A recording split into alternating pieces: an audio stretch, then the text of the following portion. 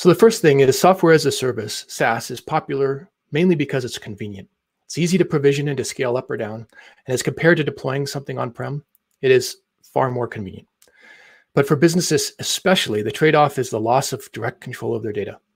They have to trust the SaaS provider to protect their sensitive data and not to abuse that trust. So the problem we believe is that everyone is getting more sensitive to storing data in the cloud. I'm interested to know if you agree with that or if you think that's true as well. And so we'll post a poll here in a second to ask you if you feel the same way. We have a lot of reasons for feeling that way. We'll get into just a couple of them here to kind of kick it off instead of going into depth on the problem part. We'll focus on what's happening in the solution. But the first and most important thing, I think, is that it comes down to the value of data. The most valuable companies in the world today are data companies. Either their product is data or they use data effectively for business advantage. But data today is very hard to protect, mainly because it gets copied between services and across clouds, regions, and zones. And if we just focus in on one type of data, although this applies to many different types, consumer data, for example, it's probably duplicated across things like financial systems, CRMs, customer support systems, email services, marketing enrichment data services, and so forth. There are literally copies everywhere. It's distributed far and wide.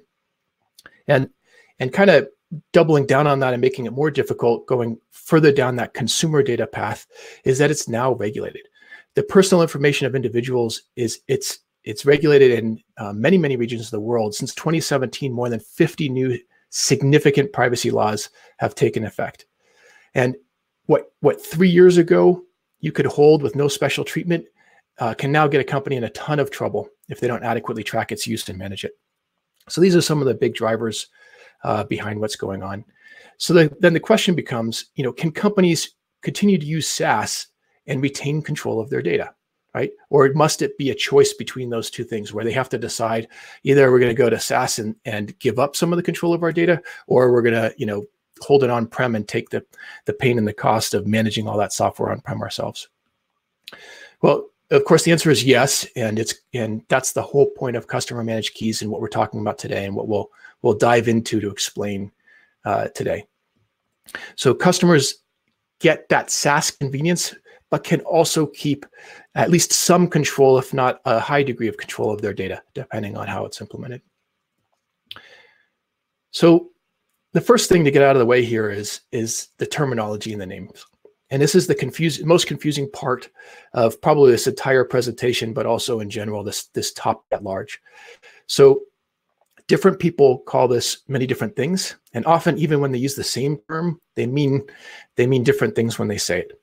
We prefer to use customer managed keys, but you might hear things like BYOK or enterprise key management.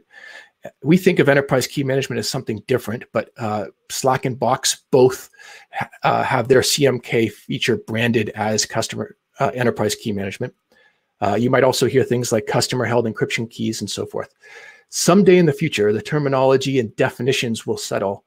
But for now, the main takeaway here is that you need to learn the common variations so you can understand the questions to ask and to understand what's actually being offered, because the naming isn't going to really probably help you that much. Okay, so what is it? It's application layer encryption, where each tenant, each SaaS customer, has their data independently encrypted, separate from other tenants. That applies to at least some of the data, like sensitive fields or files. And then the master keys needed to decrypt are either held by or managed by the customer. So the customer gets an audit trail showing data access, and the customer can withhold the encryption key and thereby stop all access to their data. You could take all that and you could just boil it down to one thing. She who holds the keys controls the data. It's the whole point of this. It's the essence of the conversation we're having today. Okay, so why is this important? I mean, beyond the macro factors like increasing regulations and distrust and so forth, the main thing is, customers want this because they want to enhance trust with a vendor, and they want to add transparency, compliance, and governance. It allows them to leverage existing security investments, extend the reach of those to cover the data stored with third parties. And that's a really big deal. In some cases, it may allow companies who otherwise couldn't use SaaS to move to the cloud. Another driver here for customer demand on this, for SaaS customers demanding this, is the analysts. Gartner, Forrester, and 451 Research all push this. They all recommend that large companies demand CMK as a feature, and 451 goes as far as calling it an industry best practice. So then, you might wonder who exactly is requesting this feature of their SaaS providers. Well, the usual suspects, of course, highly regulated industries like fintech or financial services and government and defense and health. But interestingly, it actually goes across industries a lot more than other security requests that we've seen. We've seen demand coming from out of tech companies, travel companies, manufacturing, and others. Basically, the commonality is large companies with professional security teams. Those are the folks who are asking for this. All right, so to make this a little bit more concrete and a little drive home the points a lot better, we'll jump into some case studies. Building on our general understanding of what it is, we can talk about specifically what different folks are doing and offering to their customers. And the first one we'll start with is Salesforce. And we'll start with Salesforce because they were one of the first to bring this to market. Now, they market under the name Shield and emphasize the protection and monitoring of data as part of that.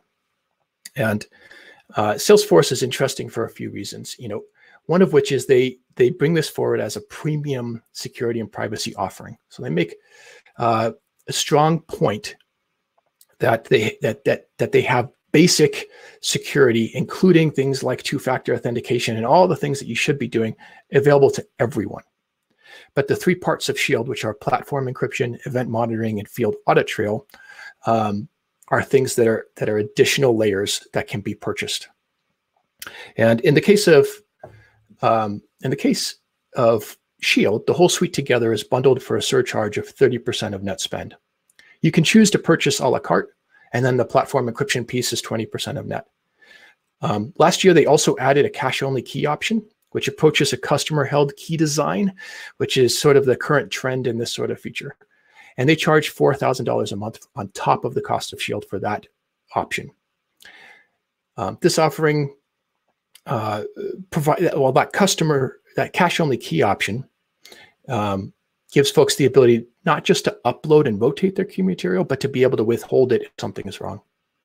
So that's not a given when people advertise CMK, by the way, whether or not the company holds the key or is giving it to their vendor to hold is a big differentiator between different kind of flavors of CMK. In the case of Salesforce, the way they do this with this cache-only option is if you were to withhold the key, it could take up to 24 hours to take effect before Salesforce was no longer able to view your data.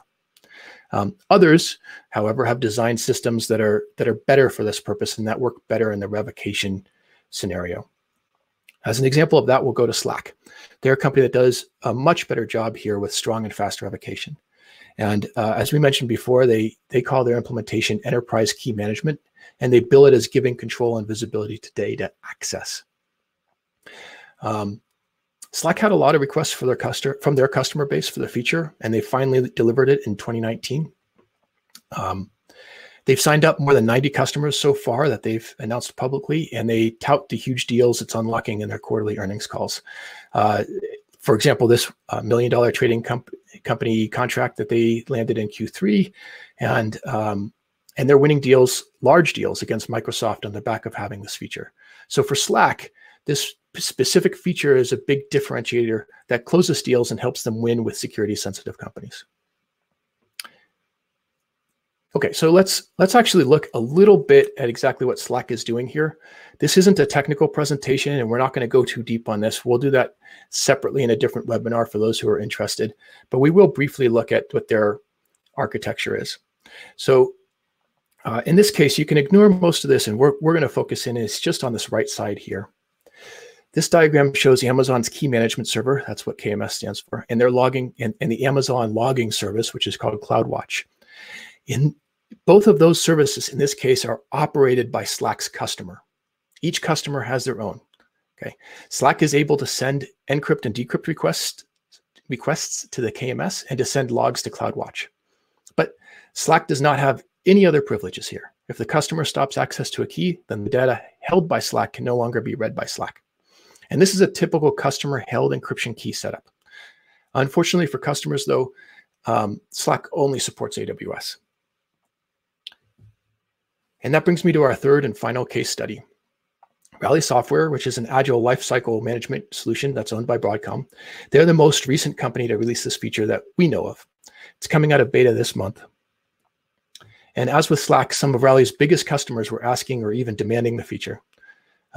Rally holds roadmap information, and for some companies, that's considered extremely sensitive, even if it isn't highly regulated data. For some customers, it means they can move off of Rally's on-prem version as well, which is a pretty big deal for both Rally and for their customers. So one of the interesting things about their approach is they allow customers not only to bring their own key, but to bring their own existing infrastructure. They support AWS, GCP, and Azure. Another interesting thing here is that they take extra measures to secure the connection information for accessing the key management server by end-to-end encrypting that data. To our knowledge, they're the only ones who are doing this in the market today that are out there today with this. So this means it would be very difficult for an admin to gain access to that data and abuse it. So now, full disclosure, we IronCore power Broadcom's CMK solution.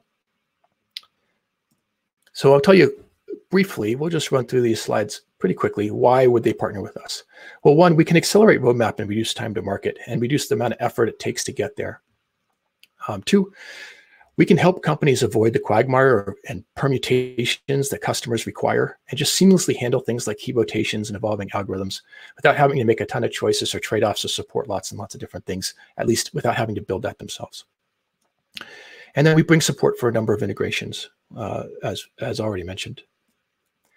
Finally, we have more features coming, including one that'll be coming soon, which is direct streaming of all security events. So think like user changes, permission changes, logins to customer log managers directly. So they can feed those through their systems and their security systems to spot issues and to respond to them.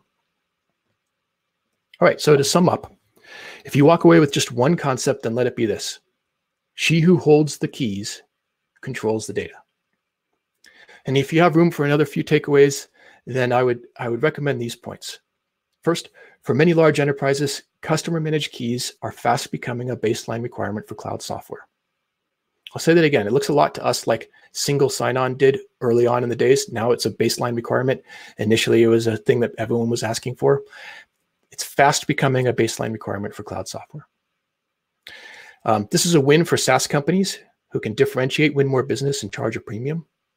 But it's also a win for SaaS customers who can better meet their internal security and privacy requirements, compliance, and other things. And finally, there's really no excuse not to implement and no reason not to demand it from SaaS partners.